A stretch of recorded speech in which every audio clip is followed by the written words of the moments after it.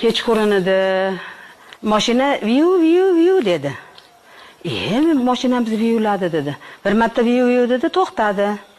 Ikkinchi marta viu dedi-da, paq dedi-da, var etib svetini yoqmasdan mashina manaqa qarab turardi, manaqa qarab turgan, mashaqalab ketaverdi. Dedim bu mashina nima qildi? Bolalarim erta keldi, u bola 8 da kelgan edi. Ana o'g'limning mashinasi maytda edi.